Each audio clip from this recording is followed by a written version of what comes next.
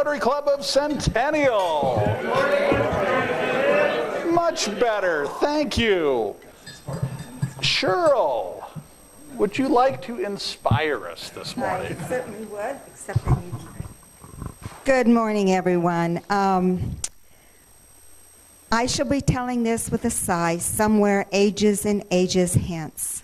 Two roads diverged in a wood, and I took the one less traveled by, and that has made all the difference. The road not taken, Robert Frost, 1920. In high school, I had the privilege of having Mrs. Thorson as my language arts teacher. She taught me a love of literature, and she actually taught me how to write, so I knew what I was doing when I got to college. Sadly, she was blinded accidentally in a car accident. About 7 years after I graduated from high school, I went to see her. I knocked on her front door, and she recognized my voice after not having heard it for 7 years. Hopefully you've had a Mrs. Thorson in your life as well. Recently in the news, I'm sure you've heard about Jason Seaman, the science teacher at an Indiana middle school, who went after a student who was shooting despite being shot 3 times. He was willing to give up his life for those precious children in that room. So to all educators who have dedicated their lives supporting our youth, 2 roads diverged in a wood, and I took the one less traveled by, and that has made all the difference. Thanks, Cheryl. Barb Medina, would you like to lead us in the pledge? Pledge allegiance to the flag of the United States of America and to the republic for which it stands, one nation under God, indivisible, with liberty and justice for all. Ms. Berry, how about hitting us with the Rotary Minute? Actually, you, Mr. Peterson, the video. Is there sound with it too? Yeah. One moment, please. Good job.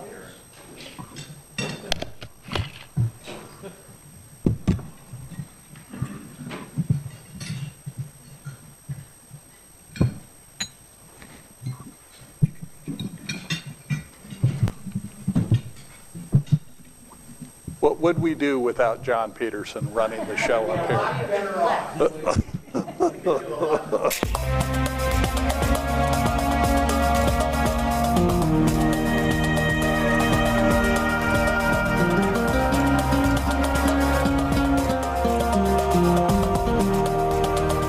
What I've learned from being a Rotarian is that there is so much more than just my community.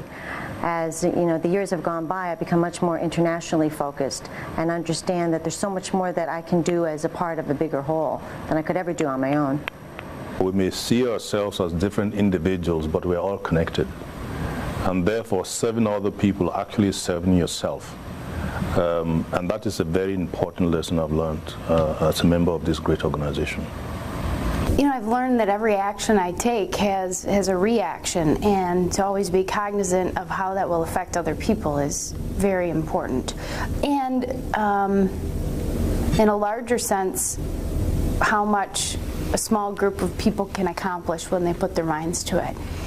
To relate to older people who might be in need, and to younger people who can learn so much from somebody who has good faith. That's what Rotary has taught me, to be a person, to be able to relate to others. So I encourage you to think about what you've learned being a Rotarian. And that's my Rotary Minute. Wow. So I'm impressed. Find a way to do a Rotary Minute and meet David. David has been thinking about joining his local Rotary Club. As I was saying, what would we do without John Peterson? Mr. Butler, I believe you have the business minute today. Thank you.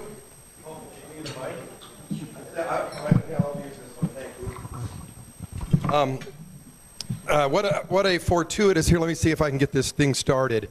Well, it doesn't look like it's going to work, but what a great opportunity to do a business minute today, because I have coincidentally recently transferred to a new firm, really a new alliance with a local firm. As you may have known, I was aligned with a studio up in Cherry Creek for the kitchen and bath design business, and I have just moved to a new spot closer to my house, and called Sander and Sons. If you guys have heard that, it's closer to Broadway, down Dry Creek, closer to Broadway. They have a full-on showroom, even closer. Coincidentally,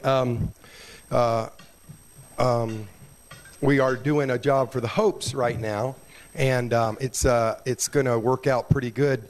Because I'm going to bring people by his house to show off what a beautiful kitchen they have, and it's their vision. I just was lucky to get out of the way and be involved at all. Does anybody have any questions about the kitchen and bath business? I know I've done this before, but I'm glad to be with a new outfit, and certainly be. I do. Well, that's where the money is, but we do, baths and we do libraries. You may need a big bookcase in your beautiful new home, things like that. We do all kind of stuff like that. Anything that will benefit. I've got a question. How much margin is there in a kitchen job, and how much more do you charge for Rotarians? Rotarians get the real deal, that's for sure. But it's a pretty good business model, I can tell you that. Who's your helper? You know what? That's a great question, and I know what, that's important. I've been working with my wife Sherry, and you guys, most of her met her. She's got a business and an acumen for interior design, but mostly she's good at hand holding, because really the design part. What a great question! The design part is very right here in front of me. But then when somebody asks, well, what kind of countertop do you recommend? I'm like, man, I can barely get my belt to match my shoes. I don't know much about that kind of stuff. Sherry steps right in and talks about tile and countertops, and she just has a knack for putting all that stuff together. So a lot of times I'm so fortunate to be able to say, well, I don't know, but Sherry's here to answer those questions, and she's actually really good at it. I should have had her do a business minute. She's really good at that. Are you going to be our Chip and Joanna? Yes, that's right. We're Chip and Joanna without the good looks. All right. Thanks, Trip.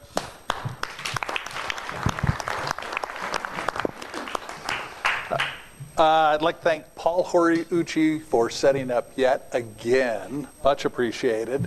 Is Alan Jackson here? Is he?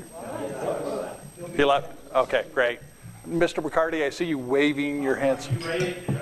Yes. Well, in a second, but let's do it now. Okay. Paulette Wish is here with us this morning. She's a friend of Samantha Johnson. Oh, wonderful. All right, welcome.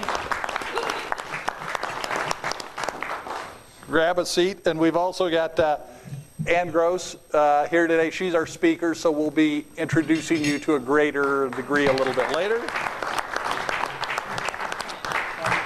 Do we have any visiting Rotarians? Well, we have one of our millennials in our midst. Eric Nielsen is here. Eric, just stand up real quick for just a second. He's going to be chatting with y'all here in a couple of seconds. John Holzman, great job greeting. I felt really, really well greeted today. And then Cheryl, appreciate very much the inspiration. And Barb, that was an outstanding job on leading the pledge. We've got to, after tax season, we've got to kind of ease Barb in gently back into the Rotary stuff. Do we have any visiting Rotarians here today? I didn't see any. Nope. Birthdays. Jack Cregan, one of our Rotarians, is on May 30th. And then Tim Eunice, what happens on June 3rd? 40th anniversary. 40.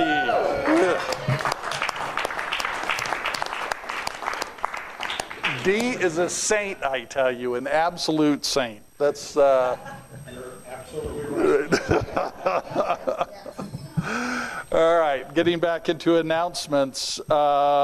Jessica Reagan, give us a little bit of an update on blessing bags and what's going on with that. Hi. So we're having a quick meeting after this meeting. If Jessica is going to make it, she's on her way from Colorado Springs, so she's hoping to be here by like 8:15ish. But we'll just meet right out there and go over some details. But we are having a assembly on June 9th from 9 to noon. It's going to be at the Arapahoe County Library District, so the one that's right over off of Aircraft. And basically, we're going to gather all of the supplies that we have. If you guys don't know about the blessing bags, we're putting together 400 one-gallon Ziploc bags full of necessities, and we're going to be handing them out to homeless in Denver, in our areas, and we're hoping it to be an ongoing thing, so that if you guys want to hand them out in your own neighborhoods, that you can just come and grab some once they're assembled and do that. But if you are interested in helping out, we'll have a quick meeting after this meeting, or just give me your email and I'll start including you on our awesome email chain. Good. Yeah. What time on the 9th is the 9 assembly? to noon. 9 a.m. to noon. Mr. Eunice, you have something to Yeah, I just have a question. Are you guys going to be bringing a box of the bags to the meetings so that people can take them? Once they're assembled, yeah, we plan on having just kind of it being an ongoing thing, and we'll bring a bunch of them here. We're also working with the millennials and some other organization to kind of get it together. But I think the millennials are going to be the main help in getting it kind of downtown. But if you wanted to keep some in your car, we should have plenty of extras to hang on to. Okay. So speaking of the millennials on this project, they've got really a pretty neat idea, and we'll start talking about this every meeting up until the distribution. So on the 14th, they're going to gather at Mockery Brewery. Do you know what time, Eric, off the top of your head? No. Okay, no worries. We'll get that information to you. But what they're going to do, I guess that's downtown, and they're going to take a bunch of blessing bags. So they're going to go in first into the brewery, I think, have a couple beers, good idea, and then wander down and then distribute blessing bags downtown. I don't know whether that's near Capitol Hill or where that brewery is, but They're in Rhino. in Rhino. Yeah. And so I think it's going to be a really good way for us to jump in on that and meet with those guys at the brewery, and then it'll give us time to spend together and then go down and distribute blessing bags. So I think that's a neat idea, but you're going to be hearing more about that, and I'll try and get a better, more definitive schedule sent out to you guys pretty soon. Barb Medina, give us an update on changing of the guard. Mike. So the changing of the guard is June 23rd. That's a Saturday, 5 o'clock, my house. And I'll have a sign-up list next week. But could I have kind of a show of hands for people who think they might be coming? Okay, good. That's quite a few. We're going to have pulled pork. We're going to do the Bennett's pulled barbecue catering pulled pork thing that we did last year. So put it on your calendar. See you June 23rd. 5 o'clock. And I'll send around my address too in the next week and after. And Paulette, you come too. So for our newer members, changing of the guard, that's a chance to honor people with awards from the previous year is for the most part what goes on. So it's just a real nice time to sit around and chat with each other, eat some pulled pork, and then award everybody who did outstanding jobs this year. So Mr. McCarty, speaking of outstanding jobs, can you update us on Madagascar? I can and I will. Madagascar, after many fits and starts, Engineers Without Borders has bushproofed the well drilling company scheduled to be in the village of Annisparee, the village that we've adopted, on June 18th, 3 weeks from yesterday. Or maybe the week after that, we're not sure. But they are going to be refurbishing the 2 existing wells that Engineers Without Borders drilled about a year and a half ago. And just a reminder, those 2 wells failed. We believe it was primarily an issue with the pumps, the hand-operated pumps failing. So they're going to replace, they're actually going to do two things. They're going to do what are called drawdown tests on those two wells. We need that information to be able to submit to Rotary International as part of our grant application as convincing information that the aquifer has enough water in it to accommodate additional wells for the village. So after they do the drawdown test, they'll send that information to us, and Catherine and I are hoping that by the end of July we can have the grant application submitted and maybe even approved. We'll see how quickly it goes. They've already seen it once. Then after the drawdown tests, the company has to remove the concrete around the base of the well, because the kind of pump that they're replacing, the newer, better pump, has to be set in the concrete. So they have to remove the concrete kind of pad that's maybe 6 or 8, maybe 10 feet in diameter around the base of the well, put in the new pump, and then pour the new pad in place around the pump. And they have to do that at both wells. So they're thinking that that'll take about 3 weeks, but we'll get the information on the drawdown tests much quicker than that, I hope. And also very encouraging, now I'm getting very quick responses from the Manakara Rotary Club, from Haingu, who is the immediate past president of that club. When I send out emails, Haingu is responding very quickly. She's a fun lady, and they're going to accept some responsibility to go to the village after the pumps are working again. Engineers Without Borders had established a water committee, and the water committee is supposed to be collecting, I think it was 100 ari a month, which would be about 30 cents a month. So that is also part of the process of the village building up some reserves so that they can maintain and repair the wells in the future if they need something done to them. So things are moving. We have a couple people from Engineers Without Borders who are thinking that they are prepared to go to Madagascar and Annisbury in November if our grant comes through and we can get the well drilling company scheduled for drilling the additional wells. November's kind of our target date. So anybody from the Rotary Club who would be interested in a trip to Madagascar, you need to probably let Tim know, and we'll figure out all the logistics and help you get there, and maybe help you get home too.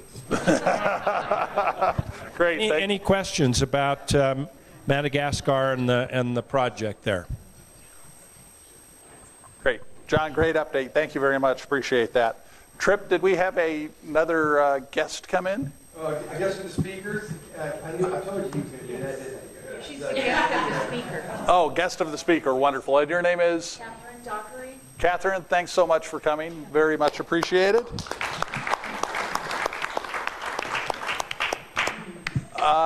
Where did Timmy Eunice go? Oh, hi, Tim. Can you update us on Kevin Heckel's going away party, since it's at your facility? I certainly can. I can just tell you it's at my place. The address of my business is in thebestrotary.com. If you log in, you can find it. If you don't want to find it, it's 6675 South Kenton Street, Suite 114, Centennial. Okay. Okay, but I was just informed this morning that P.F. Chang's is catering. No. Samantha is providing all the spirits and appetizers and things. It's from 5 to 7 at my place, my business, and that's next Saturday. June 2nd. What's that? So this Saturday. 5 to 7. Oh, I'm sorry, yeah, 6675 South Kenton Street, Suite 114.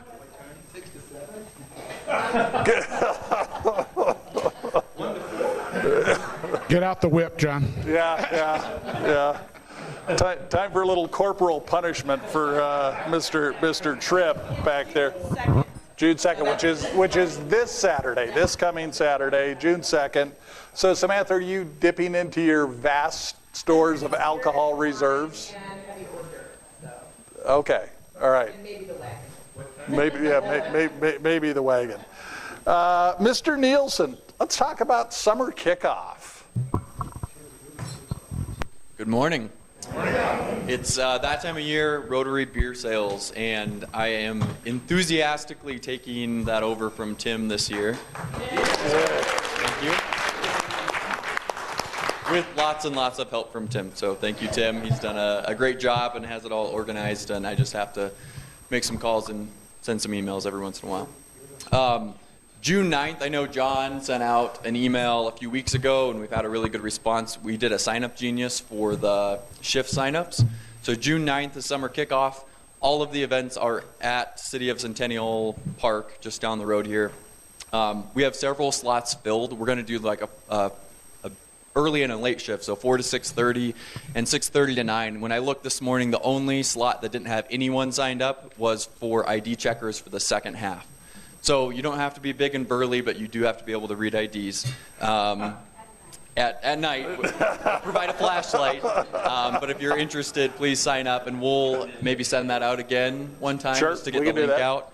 And if you would take a look, we have sign-ups for the second event too, which is July 14th. And then we will add sign-ups for the last two events, which are in August and then September. So, any questions?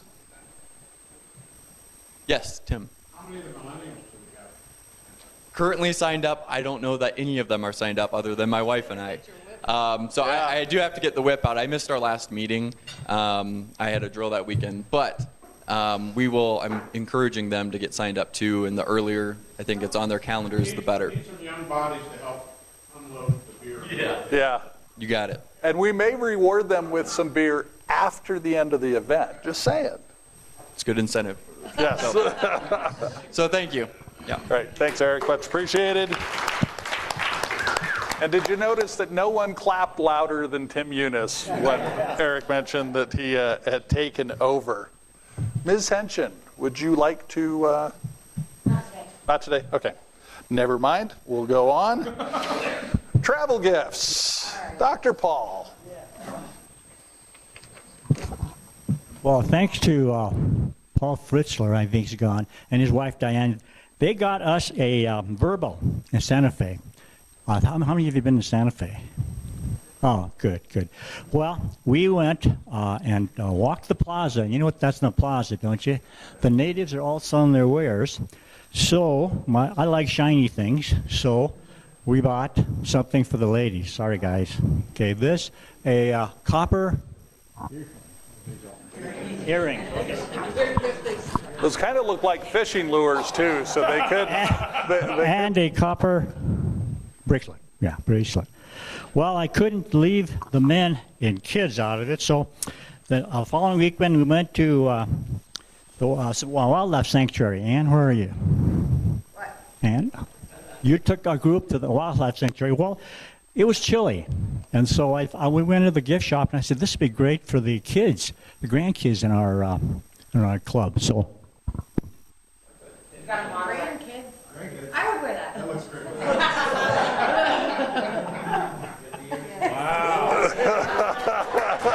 We bought a hat, and it happens to have built-in gloves. So that, and then as a throw-in, I also purchased. Yeah, photos. Oh my goodness. Good morning, Rotarians. Good morning. Thank you. That's a great job. Why do I have a feeling that Paul's going to buy this back because he likes wearing it so much? Do we have any other travel gifts? Ann West. That's going to be fun to take home. Microphone. I was in the beginning of this month, I went to southern Italy and visited our niece and her family who live down in Brindisi, which is a major port on the Adriatic. Having a hard time doing this as it is. Oh, that's something else. We stayed there for 4 days, and then we moved on to Athens, which we stayed in for another 4 days. And then on the 13th, we boarded a cruise from Athens, 8 days, and ended up back in Rome. So I was thinking of you when we were going. We did an overnight in London because that was so much better than keeping on. And I have here the wedding bouquet blend of tea for those people who were eagerly watching the wedding. And I have in southern Italy, there's an interesting town. It's called Alberobello. Have anybody else been there? All right. Eric's been everywhere. Yeah, I've been everywhere. And it has houses like this. They're peaked, and it almost looks like they made them out of dough going around in the middle. So we have this.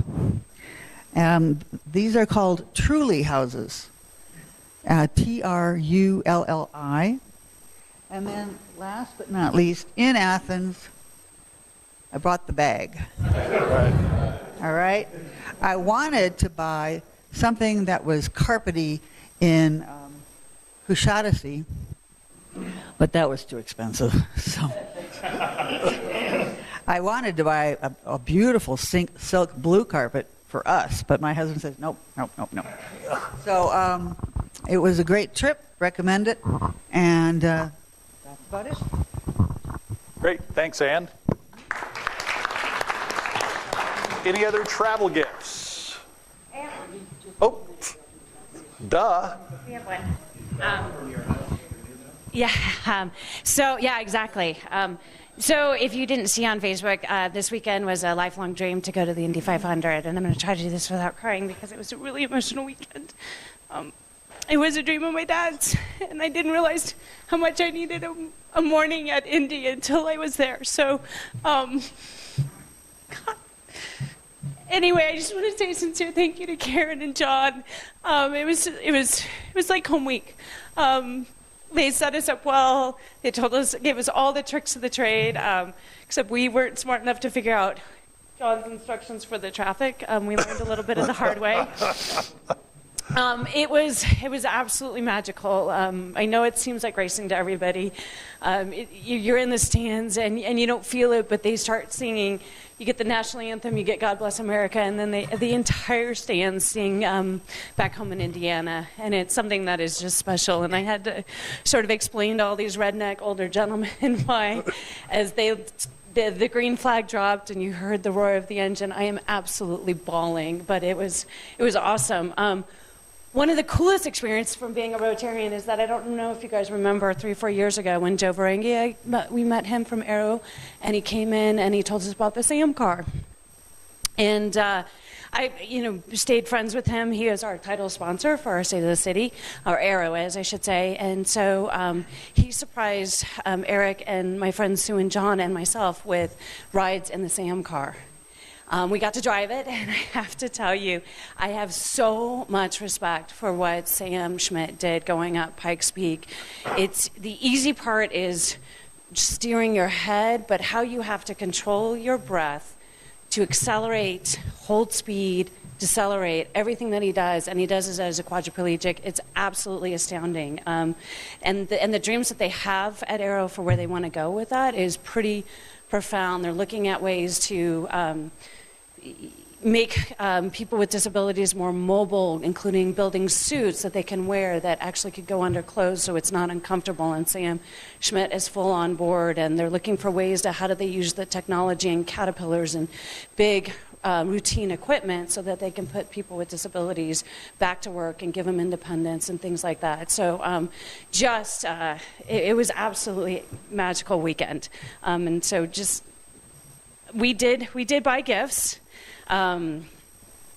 We have a stein with all the winners to date. It doesn't have willpower, and if you didn't hear, the name of the winner of the Indy 500 is Willpower. Like, I don't know who thought of that name. That was a very wise parent. And it was really an interesting race. It was awesome to watch. What's cool about these is that when Eric went down into my mom and dad's basement, he found a Broncos one. He has a Nuggets one, and these kind of become fun collectors. So I have a stein, and then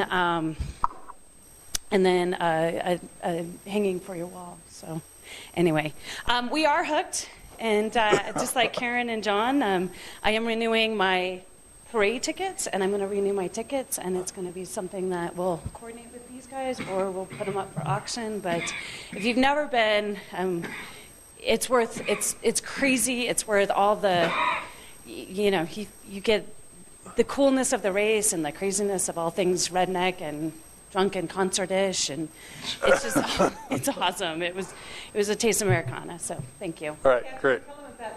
Teddy Bear and Boo Boo. Oh yeah, we got to, so I went total old school on the way out there. We used to road trip in the race car everywhere we went, and so my friends Sue and John have a giant 45-foot fifth wheel with a giant truck, and so I was in the back. I had my Wi-Fi, I had my telephone, it was my roving office, and it was just absolutely, it was awesome, and it was our home. It was definitely our home for the weekend, so. Yeah, yes. With Sue cooking, yeah. Yeah, very good. Great. Thank you so much, Catherine. I had a funny feeling that Catherine would be hooked once she got there, because the same thing happened to Karen. I talked Karen into going to the race a couple of years ago, and she had never been a motorsports fan. And by the time she was done with that weekend, she was like, we got to renew, we got to come back, we got to do this. Even if you're not a racing fan, the entire spectacle of the Indy 500 is pretty overwhelming. So it'll be fun next year, because where our parking is set up for tailgating, so we'll be tailgating at Indy next year, probably. And the cell bomber is really quiet. I know that's stating the obvious, but I was absolutely shocked at this thing flew right over my head.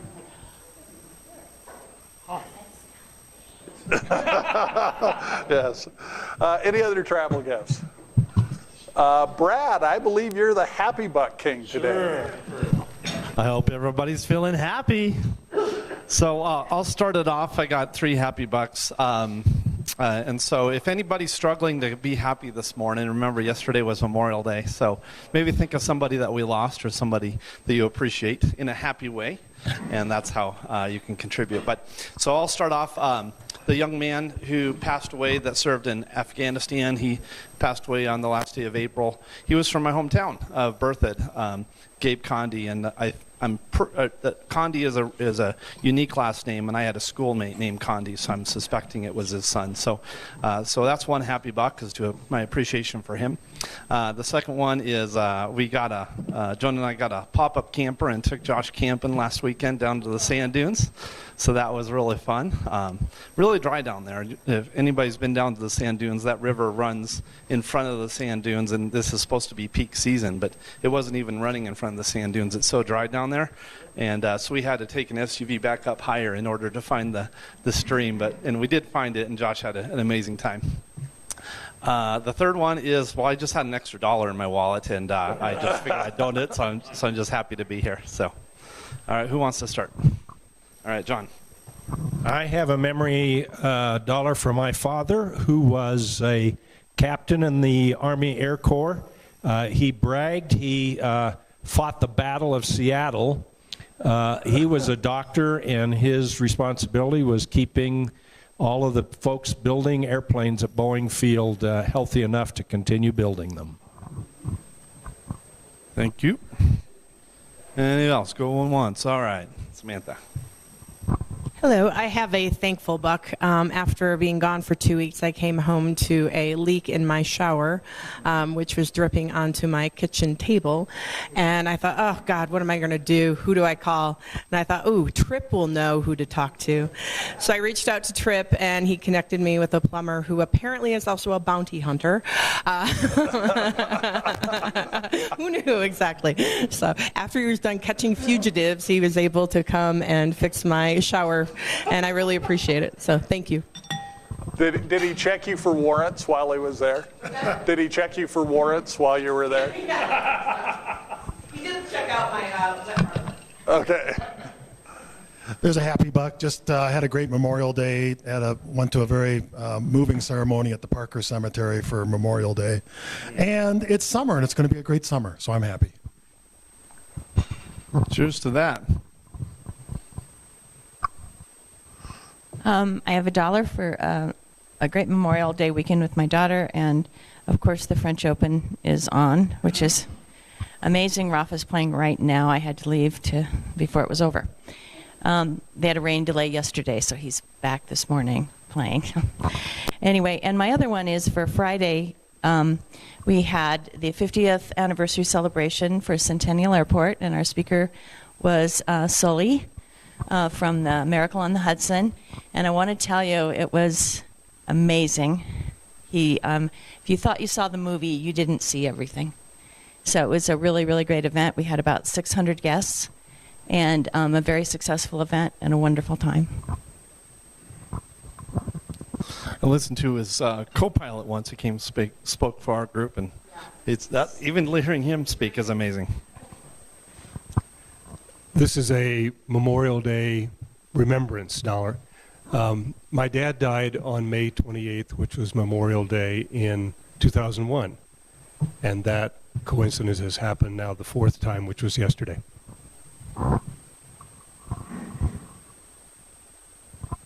And $1 for my son, who finally got his hernia surgery last week after waiting 3.5 months.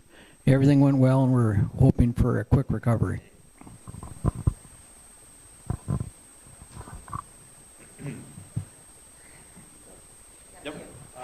So these two are Eric's. He wanted to say happy. We walked into our new home yesterday, and the paint job was amazing. So we're getting excited. The other happy buck for Eric is that we made it home safely last night. We flew in from Dayton through all the storms. A guy had a panic attack on our airplane. So instead of being able to circle and wait the storm out, we had to land in an RJ in the middle of the storm. So he's happy to be alive. For me, I'm happy this is my last Rotary meeting where I will have to make the drive from downtown Littleton. I get a 10-minute drive from Parker because we'll be in our house this weekend. And then I'm excited for our summer after the Indy 500 was over. My sweet fiance looked over and he goes, "This is just the beginning. We go from here to Wimbledon to the British Open." And so I'm just feeling incredibly blessed. And third, from a Rotary buck, I loved Varangia. I actually have the video. I'll play it for one time about my drive. But I get in the car and he goes, "Yep, this is what happens when you go to a Rotary meeting." And I just thought that was very cool.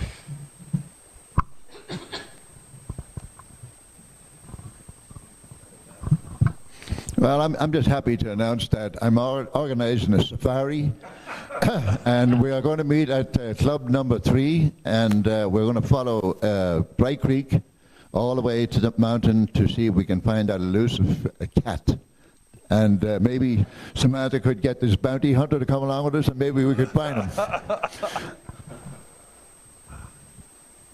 Tim. I'm just so happy that Eric is doing such a great job on the bear size. Cheers to that. I've got two. The first is for Race Day Sunday. John and I watched the Monaco Grand Prix, then we watched the Indy 500, then we watched NASCAR Coca-Cola 600. But the best part of the race day was the constant text messages that John kept getting from Catherine. It was pretty fun. As John said, they drank the Kool-Aid, and they're going to be continuing with the Indy because it is pretty magical experience. The second one is John and I are taking a hooky day today, and we're going up to the mountains, so we're going to have a good day.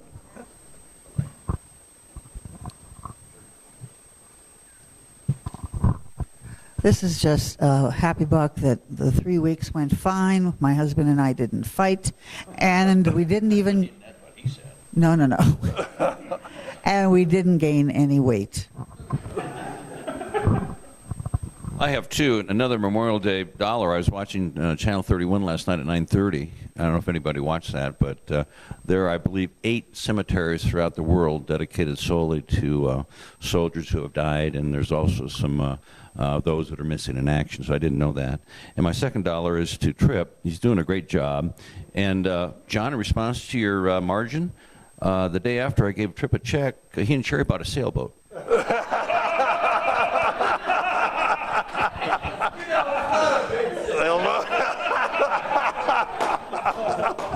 But he's worth every penny.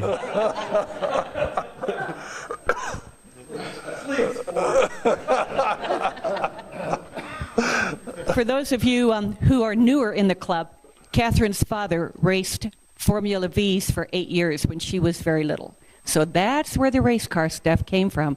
And he'd have been with Karen and John watching that all day long yesterday on our TV, promise. Along with usually our kitty cat. It's amazing how cats love to watch television. Watch race cars run around in a circle. I also have a happy buck for the Rockies, that the Rockies are winning at home. And looking forward, Barbara, to being back at your house for the changing of the guard. I'm just grateful for this group. You're expanding my horizons. Thank you. Wait till you go to the beer sales. We'll really expand your horizons. Wait till the hazing starts. Oh, no. Anybody else? Do you have an IOU? I do not. All right. Who has IOUs? If you can grab one for me. I'll let you get started. I got a mic. Okay. I'm good. I've got 3. First is for Catherine and Eric. I'm so excited for you guys. It was really a lot of fun texting back and forth. And she's like, oh, it just flew over my head. And she had originally hit me. She goes, who's this Will Power guy? What a name. And I said, he's pretty good. Let's see what he does. And sure enough, he pulled it off. He wasn't who Karen and I were cheering for, but still, he's a great driver. Second, for all our guests, thank you so much for visiting our little group. We're an awful lot of fun. And a Memorial Day story. It's okay, I'll just do this and give it to Barb. My dad was stationed in San Francisco towards the end of World War II. He had bad feet, so he never went overseas.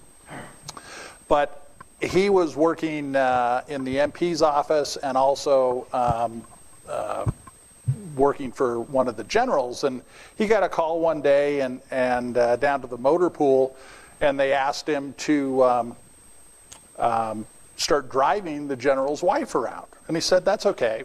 Well, 2 weeks later, the head of the motor pool came back from R&R, and my dad walked up and he goes, who the hell are you? And he says, well, I'm Staff Sergeant Barry. I've been assigned to drive the general's wife around. And he goes, well, you're not Staff Sergeant Barry. Apparently there was another Staff Sergeant, Bill Barry. And so my dad got assigned. That kept him moving around San Francisco, and ultimately they sent him to Denver on a flight. My mom was a stewardess on United Airlines. She met him on that flight, thought he was cute, knocked him in the head with an oxygen bottle to get his attention. True story. And they were married in San Francisco within 2 weeks after that. So through there being 2 Staff Sergeant Barrys, that's how I made it to this world. So interesting story. So anyway, Jeannie, would you like to introduce our speaker?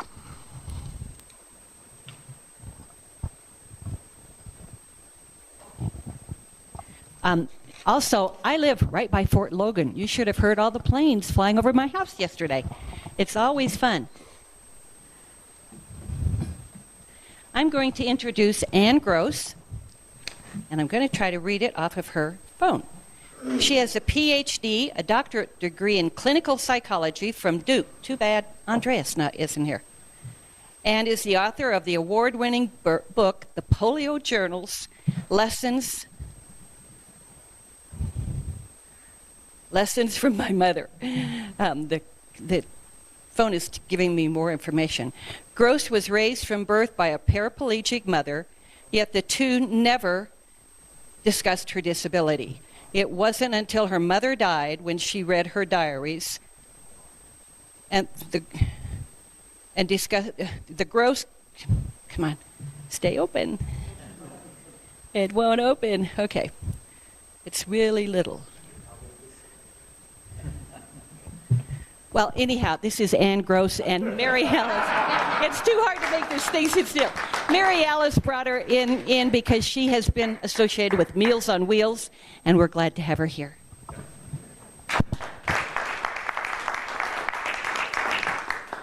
Thank you, Jean. Can everybody hear me? Yeah. I also want to thank Mary Alice for putting me in touch with your Rotary Club.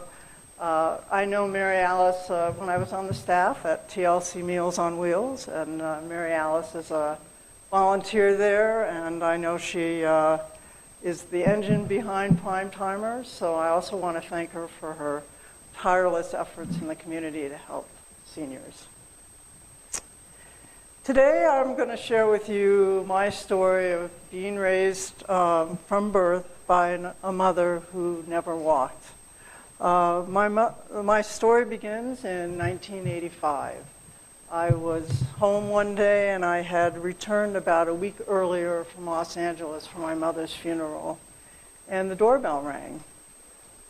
And I got up and answered the door, and a UPS man was standing there, and he handed me a package.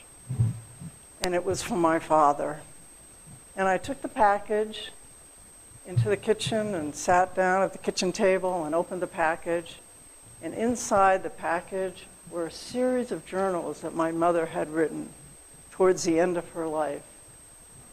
That she had instructed, I learned later, that she had instructed my father to send them to me upon her death. I opened the journals and I began to read. And I was fascinated to read about things that I never knew about my mother, about what it was like for her to be the only paraplegic student in her school, and how she had to walk across the ice and snow in her braces and canes every day, and about the cruel medical procedures my mother underwent as a child in the hopes of curing her paralysis. But what really got to me more than anything else in reading her journals was the pain and suffering that bled from every page. And here's a quote from one of her journals. "All the pain of feeling isolated and not as good as, and acting proud and better than, wanting always to be accepted as I was, and feeling not acceptable, a deviant bad and feeling guilty because of my deviance, which was my badness." And reading that entry, it reminded me of the start place of my childhood, and I couldn't continue. I had just gotten married, I was in my early 30s, and my husband and I were about to start a family, and I didn't want to disturb the balance that I had worked so hard in my own life to achieve. So I took the journals and I put them in the basement upright on a bookshelf, and they stood there for almost 20 years. One of the things that I loved to do more than anything else with my mother was to go shopping. Our favorite store was Pixie Town. And I remember one day when I was about 12 years old and I needed a new dress, and my mother and I headed into town. And I remember watching my mother as she used the hand controls in her car, and we made it down the hill. And as soon as we got into town and approached the store, I started looking around for a parking space, because we had to find a parking space right in front of the store. Why? Because this was the 1960s, several decades before the Americans with Disabilities Act, and my mother relied on a wheelchair to get around. This morning we got lucky. We found a space right in front of the store. As my mother turned off the car, I quickly got out and pushed the seat of the passenger seat forward, took out her wheelchair, took it around to my mother, unfolded it, and watched her as she transferred from the car into the wheelchair. And we got into the store and we began examining the clothes on the racks. And all of a sudden, I heard this noise. And I turned around and there was a little girl standing at me, gawking at my mother. And all of a sudden I felt embarrassed. And I felt all the excitement of being out with my mother evaporate, and I wanted to go home. But I knew not to say anything to my mother, who was sitting in a wheelchair perusing the racks, not even aware of what had gone on. It's ironic that I felt self-conscious around my mother's disability, because an unspoken rule in our family is that we were never to talk about her polio, and we were never to think about ourselves as different. I only have a few memories of broaching the topic with my mother, but she would always look the other way, and I soon learned not to ask. Of course, I knew the basics. My mother contracted polio in 1927 at the age of 2, leaving her permanently paralyzed from the waist down. And I knew from a series of scars that she had on her lower back that the polio had also weakened the muscles of her back and that she had surgery to strengthen them. And I knew from the framed photo and letter from our former president, Franklin Roosevelt, that my mother proudly displayed in the house, that she had spent much time as a child at Warm Springs, Georgia, the Polio Rehabilitation Center, founded by our former president. Polio started in 1916 when the first epidemic in New York. But after that, it really waned for a while. But about a month before my mother contracted polio, there was an article in Science magazine that read, "Are we on the verge of another infantile paralysis epidemic like that of 1916? Late summer and early fall are the times when this little understood disease is most prevalent, but the number of cases in the last few weeks have shown a decided gain over those reported for the same period last year. Poliomyelitis, as infantile paralysis is known to medical men, is one of the unfinished problems on which scientists are still hard at work." Well, he was right about there being more polio cases, but he wasn't right about it being one of the few unfinished problems. And during those early days of polio, it was really common for people to have surgeries where they would take the tendons from those parts of the body that were completely paralyzed, which for my mother was in her legs, and transplant it to other parts of the body where they were partially weakened in the hopes of strengthening that part of the body. So my mother's back was weakened. So when she was 11 or 12, she had a series of operations where they did that transfer from the tendons to the back. And it did help her back a lot, but she still relied on a corset. And here's a picture of her that I was able to get from her medical records as I did research for this book from Warm Springs, Georgia. So that's 1936. She was 12 years old. And you can see how weighted down she is by what she needed to walk. And my mother used braces and canes until she was about 25. When she was pregnant with my older brother, her first pregnancy, and the doctor said that it was just too unstable for her to use that anymore, and it was a great relief to her. My mother also spent a lot of time at Warm Springs, Georgia. Are all of you familiar with Warm Springs? That was really an unbelievable place that Franklin Roosevelt started, because there people were accepted for the very reason that they were shunned by society. It was a very welcoming, wonderful place. And I think President Roosevelt had a lot of forward thinking, and he realized the importance in setting up Warm Springs of social interaction with people who also have polio. This is from the pamphlet. To the special methods of treatment must be added the psychological effect of the group treatment, the stimulus caused by a number of people pursuing the same end, and each spurring the other on to more and better efforts. Add to this much sunshine, a simple normal life with good food, pure water, plenty of sleep, and recreation, and we have a nearly ideal plan of treatment. And this is one of the, my mother wrote quite extensively in her journals about Warm Springs, and I think she really captures the specialness of Warm Springs for polio patients. I remember the heady experience of freedom, no longer confined by my braces or wheelchair, no longer confined by my crippledness. The glorious feeling of mastery, of being full in charge of my body, which responded magically, miraculously to every motion I wanted to make.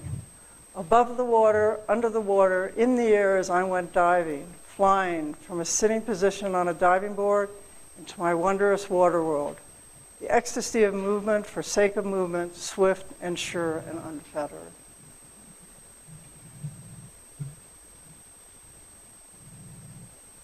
And here's the picture from Franklin Roosevelt. It says, "To my little friend, Carol Greenfeld."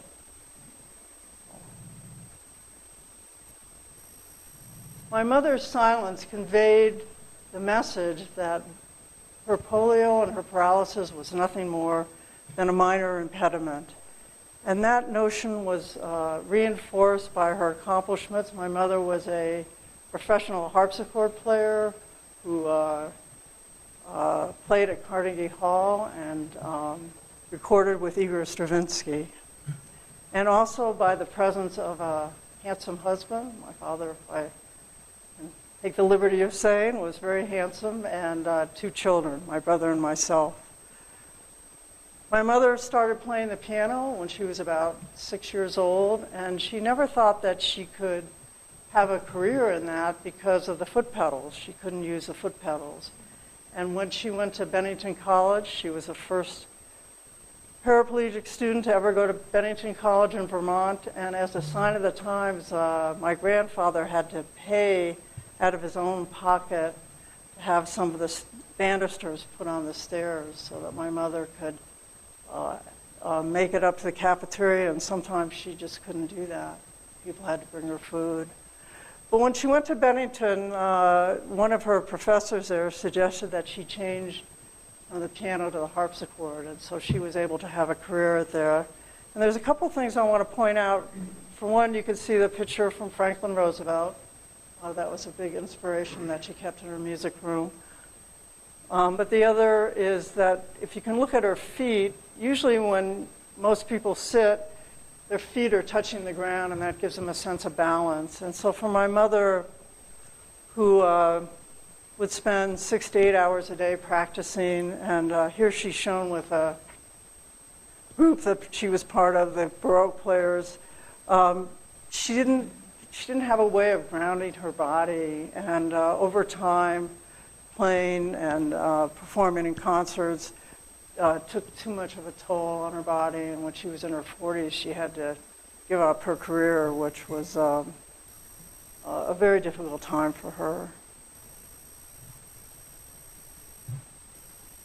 And here's a picture of my parents on their wedding day, and I must say, as ironic as it is, that wedding day occurred 69 years ago today. So, and you can see my mother is carrying her cane in one hand, and you can't see her braces, and holding my father's hand for support on the other. And it's interesting how they met. They met when my mother's 24 in that picture, and they met when my mother was 18 and my father was about 22. My mother's uncle is married to my father's aunt, so they're related by marriage. And they were, one holiday season, my aunt and uncle were living in Florida, and they both came down to visit. And that's how they met. And my mother fell in love with him immediately. She was very taken by the fact that he never asked anything or seemed uncomfortable around her because of her paralysis, and told her father, my grandfather, that that was the man that she was going to marry, and she was right. He went off to war for about 5 years after that, World War II, and they married several years after that. So, but despite our outward appearance and of our life, behind closed doors, there was a different story. I remember when I was growing up, witnessing the frustration of my mother when she couldn't reach for a too high glass in a cabinet in the kitchen, or when her electric wheelchair would careen out of control. At those days, they had big electric wheelchairs that had car batteries on them, much more difficult to maneuver than some of them today. And the many frequent nights when I would find my mother in the kitchen or sitting in the living room with a drink in her hand. And I yearned to, more than anything else, I yearned to talk to my mother about her paralysis. I wanted to ask her what it was like to never simply be able to walk from one room to another, or what it was like to always have people stare at you when she would be out in public. And I also wanted to share with her what it was like for me to have a mother that was so different from all the other mothers. But I always got the sense that my mother was gripped by an impenetrable sense of sadness that, if acknowledged, would have broken her. And so instead, I sort of adopted magical thinking, and I thought, well, if I could take on some of her pain and that I could ease her burden. And as a child, I felt sad for her. I felt really, really sad for her. And I felt guilty that I could walk and she never could. And I think that my mother realized on some level, the special affection I felt for her. And we sort of developed this sort of code language. And I remember once when I was about 11 or 12 years old, and I had a friend down the street, and I was going to go visit my friend, and I went over to my mother to kiss her goodbye, and she kind of whispered under her breath, "I don't want you to go." And I went anyway, and I got to my friend's house, and I kept thinking about my mother. I was always thinking about my mother. And I feigned an upset stomach, and I went home so I could be with my mother. And this wasn't an isolated incident. I became as paralyzed emotionally as my mother was physically, and I found it very hard to leave her except to go to school. And I sort of felt like I was living, I sort of didn't understand why, on the one hand, my parents were telling me that the paralysis was nothing, and on the other hand, all I could think about as a child was my mother and her paralysis. So I felt very confused. And this sort of dichotomy that I lived in, of being told one thing and feeling another, was evident in a lot of ways in our lives. And let me give you one example. When my parents got married, my mother was living in New York, my father was living in LA, and my mother moved out to LA, and they built a home in Beverly Hills. And they hired an architecture to make it specifically for my mother, so to make it handicap accessible. And interestingly enough, in 1980, my mother was interviewed in the LA Times, and they wrote, "The Rosenstills live in a house in Beverly Hills that was specially built to accommodate Rosenstill's wheelchair." But the fact of the matter was, it was a one-story house, and it did have sort of larger doorways. But the fact of the matter is that it really wasn't handicapped accessible at all. And here's a picture of our kitchen, and you can see it. The stove and everything on the left, and there were some cabinets on the right, and not one of those cabinets was handicap accessible for my mother. My mother couldn't reach any of the cabinets in the house. And yes, this was a time when we knew less about handicap accessible, but in the 30s and 40s, there was quite innovative work done at Warm Springs, where they had a architecture come, and he he published a lot of stuff about making places handicapped accessible that my parents didn't incorporate into the house. So I remember many times watching my mother. Of course, if I was usually around her, I would do it for her, sort of hoisting her whole body onto the armchair of her wheelchair to reach a glass. So it was, again, there were two sides to our story, and one was more hidden behind our house. Let's see.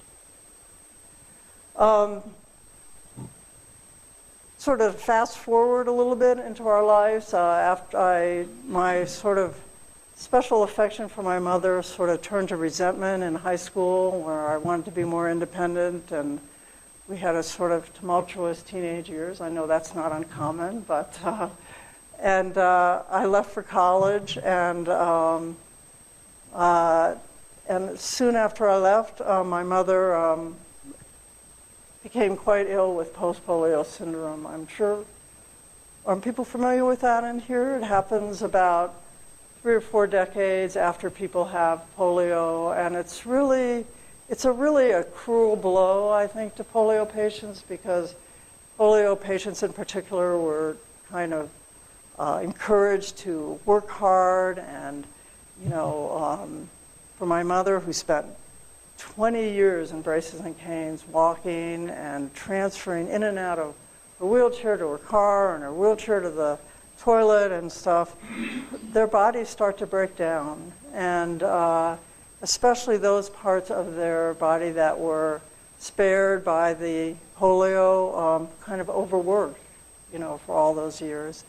And my mother really started having a lot of problems. She was tired all the time. She spent a lot of time in bed. She had a lot of muscle weakness. Her joints were painful. Towards the end of her life, she could only use one arm because her other arm was so, she had rotator cuff problems and a lot of other problems, and just too much pain in her arm to use it.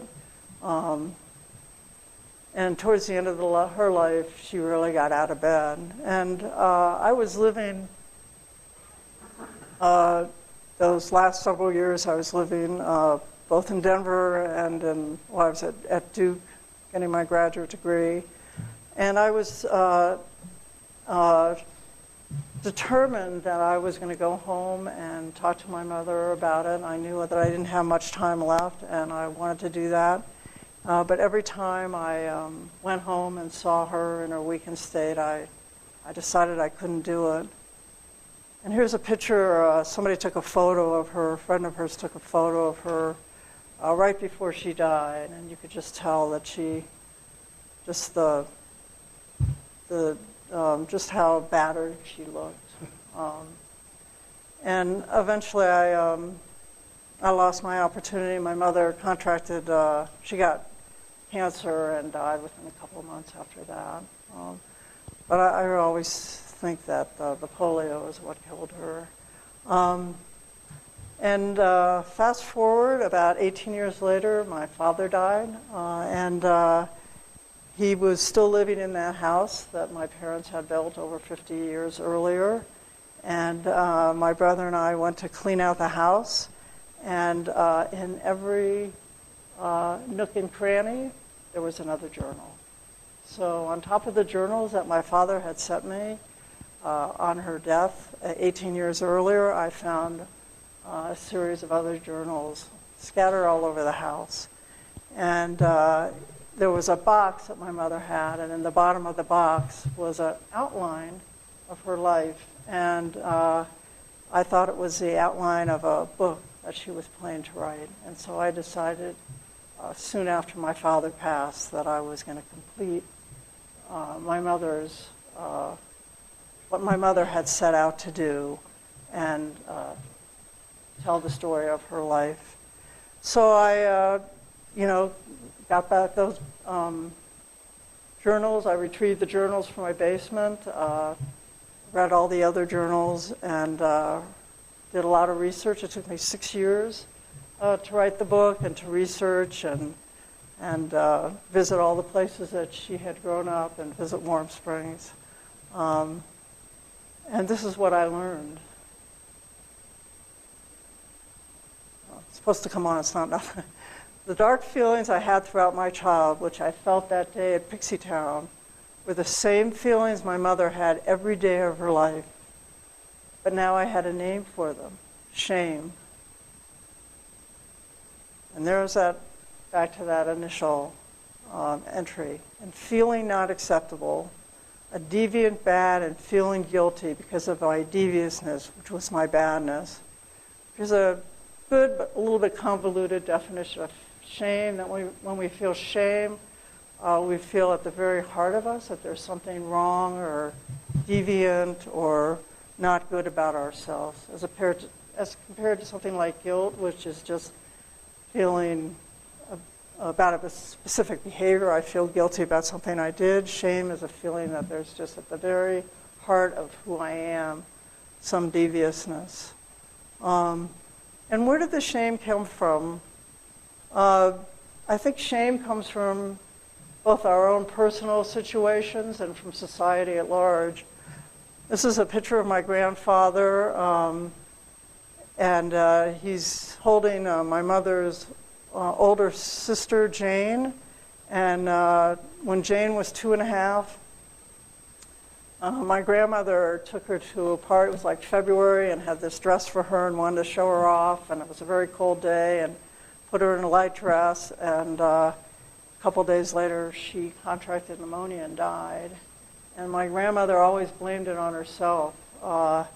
And 10 months later, my mother was born. So 10 months later, after she died, my mother was born. And my grandmother always felt guilty, felt like she'd caused Jane's death. And at the same age that Jane died of pneumonia, my mother contracted polio.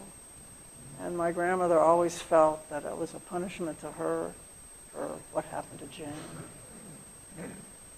It's a heavy burden to carry. And this is a picture of my maternal great-grandmother, Bessie, saying the prayers on Friday night. My family were Jewish. We're immigrants, Jewish immigrants. And I think there was a lot of shame associated with Jewish immigrants at that time, especially Eastern European immigrants. They were thought of as dirty and less than other people. And my grandparents came over here, my great-grandparents came over here, and they had really learned that in the presence of shame, that one sort of hides their differentness and assimilates into society. So I think my family was used to that when they came here.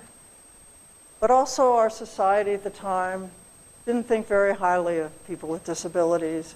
Freak shows, this is a picture from a freak show, were very common in the United States in the 1920s and the 1930s, sort of preceded the age of vaudeville. And so there was a lot of shame associated with being disabled. And so I think that when in the face of shame, you sort of hide your differences and you pretend that they don't exist. And this is a really interesting pamphlet from Warm Springs again. And they had the same philosophy. Stone walls do not a prison make, nor iron bars a cage. The invalid mental attitude is a prison a polio must escape. So again, there was no sort of, from society, no sort of recognition that, that polio is a big deal. Not being able to walk is a big deal. And again, it was just the attitude. So, and this is another example of that from Warm Springs, what my mother learned from Warm Springs. This is a description of the walking program. So every day at Warm Springs, patients went to the pool in the morning, and then they had lunch, and then they had a rest period. And in the afternoon, they would spend the whole afternoon learning how to walk in braces and canes. How much time do we have left? We're out. All right, well then let me skip forward.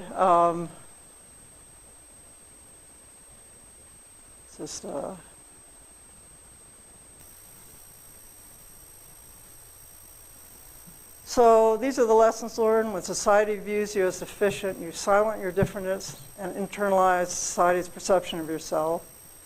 And that these feelings were passed from my grandmother to my mother and to me. And that silencing all issues related to my mother's disability led to a lack of intimacy and family secrets. But perhaps the greatest lesson I learned at all is that,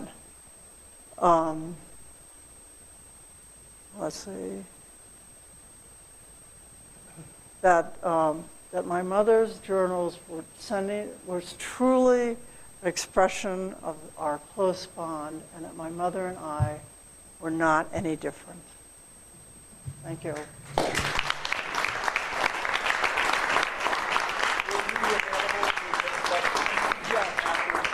We've just got a couple of quick things to finish up. Okay. We're actually putting you to work here for a second with our little drawing. So, Mr. Livingston.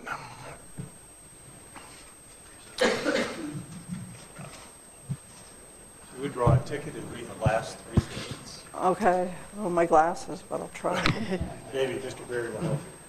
I can't read my glasses. 242. Well, I better check my. Oh, no! Oh. And I've got one more thing for you. We'll do this drawing, and I've got something to present you. $10. I said you can't. I want to be shown. This would be the winning week. Hold it high. We'll see how that feels. How many marbles? I owe Trips and Joe, so I hope I. Yeah, really. There are 22 clear marbles and a blue one. So another marbles all the way for next week. Higher. I can't see it. Higher. We want to make you suffer. Yes, you pulled. Clear. Now, Ann, one of the things that we do in this club is we donate books to a small charter school up in North Denver. And we put book plates in those books in honor of our speakers. So we will have a book plate just like this in the book. So that's for you, so you can see what it's going to be like. Thank you. All right. Another round of applause for Ann Gross. Thank you very much. Much appreciated. She'll be available to answer some questions, and I believe you've got books in the back as well. You know, I'm selling them, but and then I will give half for $10. If anybody's interested, I'll give half of that back to the Rotary. Oh, very nice. Wonderful. Thank you, Ann, very much. So could you all rise and join us in the four-way test? For all we think, say, or do, is it the truth? Is it fair to all concerned? Will it build goodwill and better friendships? Will it be beneficial to all concerned? Do good and have fun.